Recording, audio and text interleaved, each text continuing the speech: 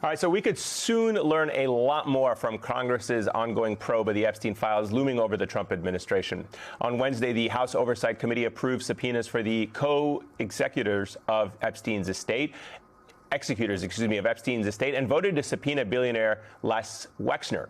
You may recall Wexner is the former CEO of Victoria's Secret and had a long relationship with Epstein dating back to the 1980s, even at one point hiring him to manage his finances. Wexner says he officially cut ties with Epstein back in 2007 after Epstein was accused of sexually abusing minors in Florida. The subpoenas come as new polling shows 56% of Americans disapprove of Trump's handling of the Epstein investigation, and 49% say they think the president is trying to cover up Epstein's crimes. Joining us now is New Mexico Congresswoman Melanie Stansbury. She serves on the Oversight Committee. Congresswoman, it's great to have you back on the show. Let's start with Les Wexner. What are your top questions for him, and what do you think you and others will learn from him, despite him denying any connections to Epstein after 2007? Well, let's start first with the fact that the administration has completely failed to comply with the Epstein Transparency Act. We know that they've released less than 1% of the required documents and materials that they have in their possession. But of the materials they did release from the Southern District of New York's investigation in 2019, as they were seeking to convict Jeffrey Epstein, they named 10 potential co-conspirators in an email, and Les Wexner was among those 10, whose names was not redacted. So he is absolutely an individual of interest in the investigation that the Department of Justice was conducting, and certainly is an individual of interest in our investigation, partly because he is a name that the victims themselves have requested that we subpoena and bring in. And while he may claim that he cut off ties, many of the crimes that Epstein is accused of and that were reported to the FBI and to local authorities actually occurred during the time that Les Wexner was financing Jeffrey Epstein, both through financing his business affairs. Epstein lived in a home that was owned by Les Wexner.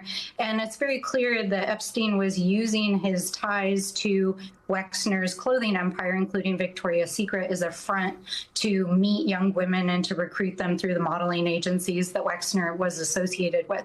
So he's certainly a man of interest in this investigation. Congresswoman, since, as you mentioned, less than 1% of the files have been released as the law dictates, what's the next step here? You know, there have been suggestions that perhaps a special counsel. I know that Congressman Ro Khanna and Thomas Massie are pushing that.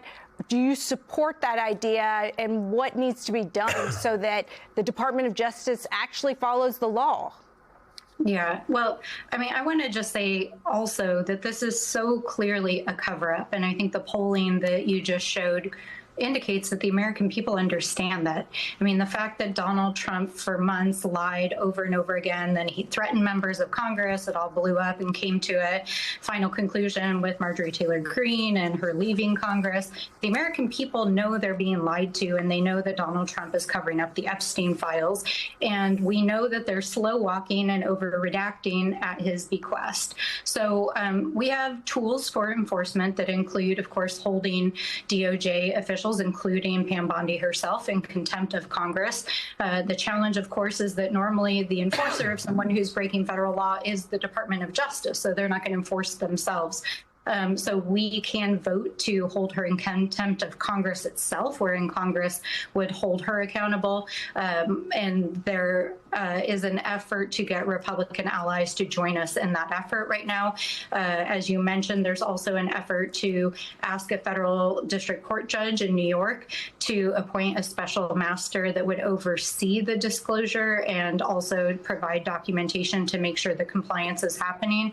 But what I can tell you is that these subpoenas are very important because, as you mentioned, the executors of the estate are actually the individuals who have also been providing materials to the committee. So the emails, the correspondence, the texts, the explosive photographs that we saw, the birthday book, all of that came from the estate.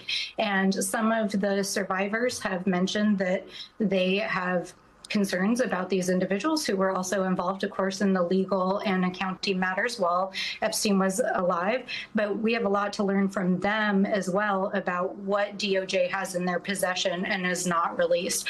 So all of these combined are legal tools, political tools, and of course, the court of public opinion, and the American people are not buying it.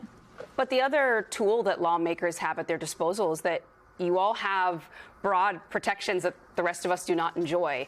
And people have been pushing for Democrats to potentially go out there on the floor and not just say Les Wexner's name, but potentially just start naming names of other people who may be a part of this. Is anyone ready to do that?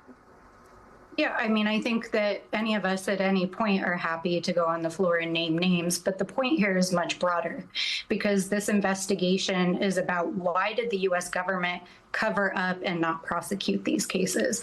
And among the case files that they have not released from the DOJ are the actual FBI case files that have the detailed accounts and sworn statements of the victims in which those individuals are already named. So we can go on the House floor and say their names all day, but that's not going to lead to a conviction until we see what the FBI and the DOJ actually have in their possession. Congresswoman Melanie Stansbury, thanks so much for joining us. Thank you.